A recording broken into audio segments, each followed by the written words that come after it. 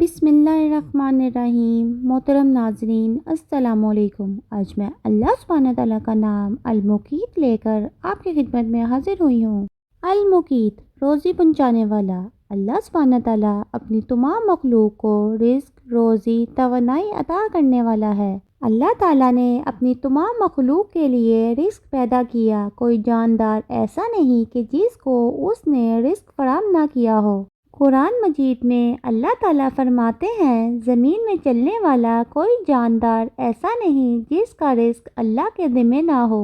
وہ اس کی قرارگاہ کو بھی جانتا ہے اور دفن ہونے کی جگہ کو بھی جانتا ہے۔ یہ سب کچھ واضح کتاب میں یعنی لوح محفوظ میں لکھا ہوا موجود ہے۔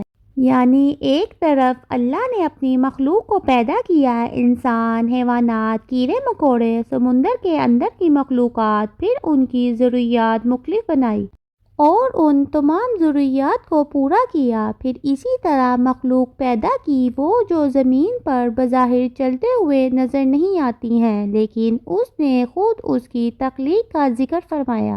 مثلاً فرشتے تو ان کا رزق تسبیح میں رکھ دیا گیا، پھر اسی طرح جنات کی ضرورت کے مطابق ان کو بھی عطا کیا۔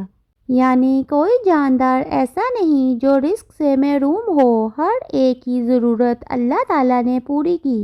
اور پھر یہ بھی بتا دیا کہ نہ صرف یہ کہ اس کے کھانے پینے کا رزق بلکہ اس کی دیگر ضروریات بھی پوری کی۔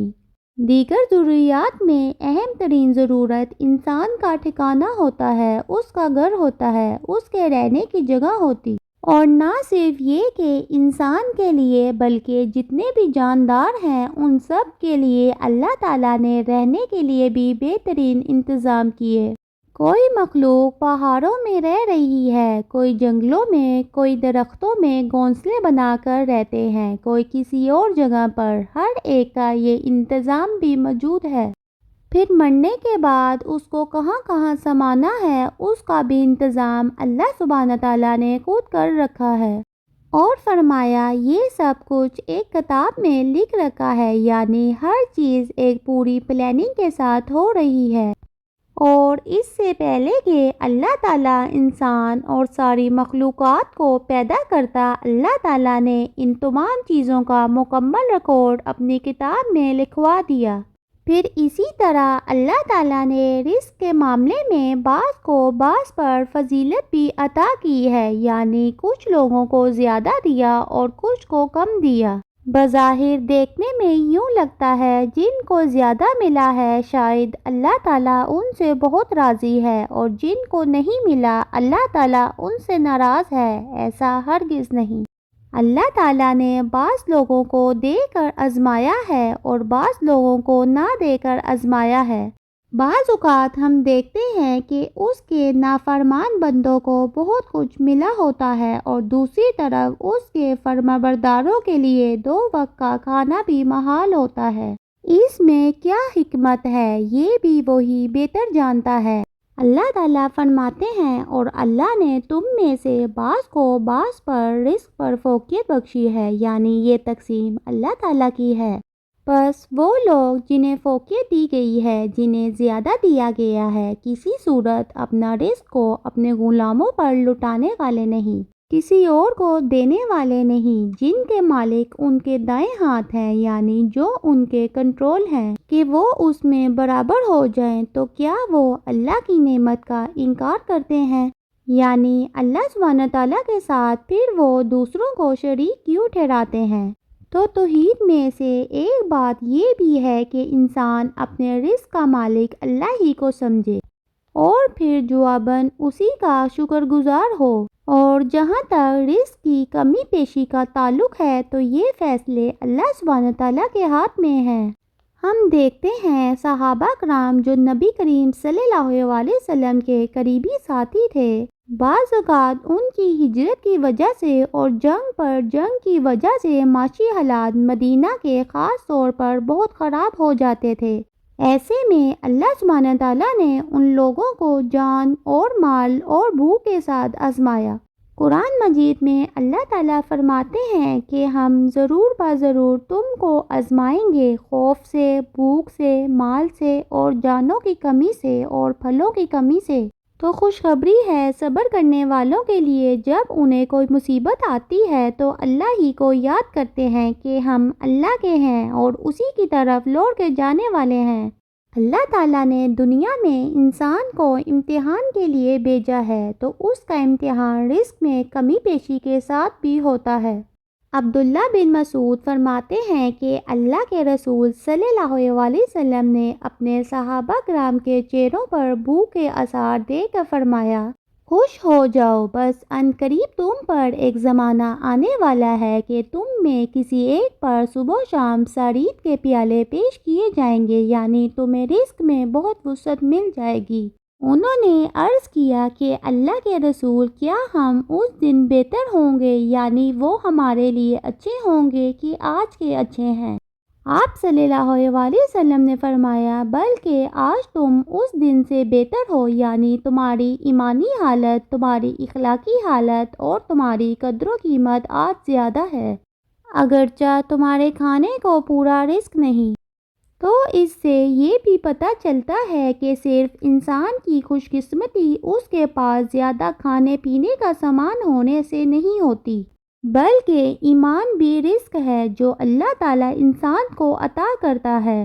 تقوی، توکل، اللہ کی طرف رجوع، اللہ تعالیٰ کی طرف انسان کا دھیان ہونا، اس کے ذکر کی توفیق ہونا، یہ ساری چیزیں بھی اللہ کا رزق ہیں جو انسان کو ملتی ہیں۔ پھر اسی طرح دین کا علم، سمجھ بوجھ، اس میں غور و فکر، یہ سب بھی اللہ تعالیٰ کا رزق ہے۔ پھر اللہ کا بندوں کے دلوں میں محبت کا ڈالا جانا، یہ محبت بھی ایک رزق ہوتا ہے، اللہ تعالیٰ بندوں کو عطا کرتا ہے۔ تو یہ تمام چیزیں بھی نعمتوں میں شمار ہوتی ہیں۔ عموماً ہوتا یہ ہے کہ جب ہماری زندگی میں کسی ایک چیز کی کمی ہوتی ہے تو باقی ساری نعمتوں کو بھول جاتے ہیں اور پھر ناشکری کرنے لگتے ہیں، ناراض ہونے لگتے ہیں اور بعض اوقات مایوس ہو کر اللہ تعالیٰ کی عبادت تک چھوڑ بیٹھتے ہیں، بعض لوگ پریشانیوں میں آ کر۔ تو انسان کو ہمیشہ جو ملا ہے اس کی طرف دھیان ہونا چاہیے، اس کا خیال ہونا چاہیے، اس پر شکر گزاری ہونی چاہیے، نہ کہ ان چیزوں پر جو انسان کے لیے اللہ تعالیٰ نے کسی حکمت کی وجہ سے روک دی یا عطا نہیں کی۔ جب انسان اللہ تعالیٰ کے اس نام کو جان جاتا ہے تو جب کبھی روزی کے لیے پریشان ہو تو اللہ تعالیٰ کے اس نام کے ساتھ دعا کر سکتا ہے کہ یا مقیت، اے سب کو روزی دینے والے، تو میری روزی کا بھی بندوبست فرما، حلال سے عطا فرما، جس طرح حضرت ابراہیم علیہ السلام نے اپنی اولاد کے لیے روزی کی دعا کی تھی۔ انہوں نے کہا تھا، اے ہمارے رب، میں نے اپنی اولاد کے ایک حصے کو تیرے قابل احترام گھر کے پاس ایک ایسے میدان میں بسایا ہے جہاں کوئی کھیتی نہیں، کچھ نہیں اگتا یہاں، اور میری اولاد یہاں ہے، میری بیوی یہاں ہے، اور کیوں لا بسایا ہے تاکہ وہ نماز قائم کریں عبادت کے لیے توحید کی غرض سے۔ اے ہمارے رب، لوگوں کے دلوں کو ان کی طرف مائل کر دے، یعنی محبت کا رزق بھی عطا کر دے ان کو، اور ان کو کھانے کو پھل مہیا فرما، یعنی بہترین رزق، یعنی کھانے کی چیزوں میں سے سب سے بہترین کھانا جو ہے وہ پھل ہے، تو اس کی دعا مانگی، توقع ہے وہ شکر گزار رہیں گے۔ تو پھر اسی طرح ابراہیم علیہ السلام جب اپنے بیوی بچے کو چھوڑ کر گئے تو واپسی پر دوبارہ آئے تو انہوں نے خصوصاً اپنے بیٹے کے لیے پانی اور گوشت کی دعا کی، اے اللہ، ان کے پانی اور گوشت میں برکت ڈال دے۔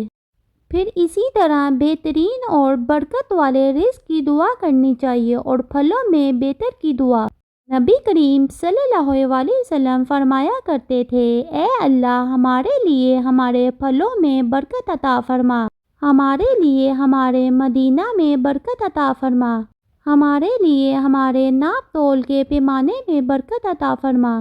ابراہیم علیہ السلام تیرے بندے اور تیرے خلیل اور تیرے نبی ہیں، اور میں تیرا بندہ اور تیرا نبی ہوں۔ انہوں نے مکہ کے لیے تجھ سے دعا کی تھی، اور میں مدینہ کے لیے تجھ سے ان دعاؤں کی طرح اور ان سے دگنی دعا کرتا ہوں جو کہ تجھ سے انہوں نے مکہ کے لیے کی تھی۔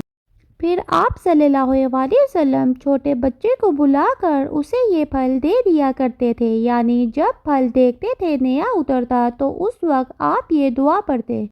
پھر اسی طرح کوئی کھانا کھلائے تو اس کے لیے برکت کی دعا کرے، اور خود کھانے کے بعد بھی دعا کرنی چاہیے، اے اللہ ہمارے اس کھانے میں برکت ڈال دے اور ہمیں اس سے زیادہ عطا کر، اس سے بہتر عطا کر۔